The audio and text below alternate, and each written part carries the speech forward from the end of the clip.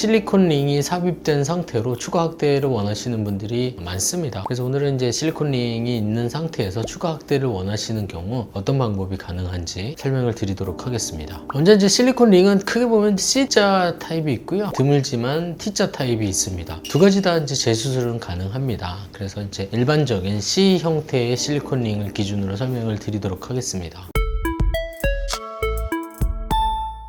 실리콘 링이 있는 상태에서 그대로 이제 음경 확대를 추가로 원하시는 분들도 계시고요. 아니면 이제 이 실리콘 링이라는 게 약간의 이물감이 좀 있기 때문에 파트너에게 이제 통증을 주기도 하고, 그래서 이제 실리콘 링을 제거하고 바로 확대를 원하시는 분들이 있습니다. 일단 실리콘 링을 제거하고 확대를 원하시는 경우는 크게 보면 이제 진피를 이용한 수술적 방법이 있을 거고, 필러를 이용한 비수술적 방법이 있겠습니다. 실리콘 링을 제거를 하고 바로 수술을 원하는 경우는 필러는 이제 불가능하다고 생각하시면 될 것 같고요. 이런 경우는 절개를 한 김에 진피를 이용해서 음경확대 수술을 하시는 것이 나은 방법이라고 생각이 됩니다. 아니면 이제 꼭 필러를 원하신다면 실리콘 링을 제거를 하고 대략 2-3개월 정도 지나서 필러를 시술하시는 것도 한 가지 방법입니다. 실리콘 링이 들어가 있는 상태에서 제거하고 진피 이식 수술이 어렵다고 그렇게 이제 얘기를 듣고 오시는 분도 많은데요. 전혀 그렇지 않습니다. 실리콘 링은 한번 들어가면 그 실리콘 링을 싸고 있는 방을 만들어서 그 방 내에는 진피가 이식되지 않지만 그 방을 통째로 다 절개를 해서 그 밑으로 발기 해면체에 바짝 붙여서 진피 이식을 한다면 실리콘 링 제거와 동시에 진피 이식 수술이 가능합니다. 두 번째 경우는 실리콘 링이 있는 상태에서 바로 확대 수술을 원하시는 경우도 있습니다. 그런 경우는 사실은 이제 진피를 이용한 음경 확대 수술은 좀 불가능하고요. 실리콘 링을 살리면서 음경 확대를 한다면 이제 필러를 이용한 음경 확대 시술을 하셔야 될 것 같습니다. 그림에서 보는 것처럼 이제 실리콘 링이 들어가 있는 상태에서 그 링에 맞춰가지고 그 하방으로만 이렇게 이제 필러를 주입을 해서 전체적으로 균형을 맞추는 게 보기가 좋을 것 같습니다. 그래서 이 방법은 필러를 이용한 시술이기 때문에 굉장히 간단하고요. 바로 일상생활 가능하고 실리콘 링의 두께에 거의 맞춰가지고 이제 확대가 되기 때문에 모양도 실리콘 링만 있을 때보다는 훨씬 더 자연스럽게 그렇게 이제 진행이 가능할 것 같습니다. 실리콘 링이 있는 상태에서 진피를 이식하는 게 뭐 불가능하다고 말씀을 드렸는데 사실 하자면 이제 기술적으로 어렵진 않습니다. 하지만 이제 문제가 뭐냐면 실리콘 링이 아까 말씀드린 것처럼 방을 만든다고 말씀드렸죠. 그래서 그 방을 유지하면서 진피를 그 밑으로 삽입을 하는 행위 자체가 난이도가 좀 올라가고 수술의 난이도가 올라가는 거에 비해서 진피 확대 효과가 크지 않기 때문에 난이도가 높은 수술에 비해서 결과가 실망스러운 경우가 많습니다. 그래서 이런 경우는 필러로 하는 게 훨씬 더 유리하다고 생각이 됩니다.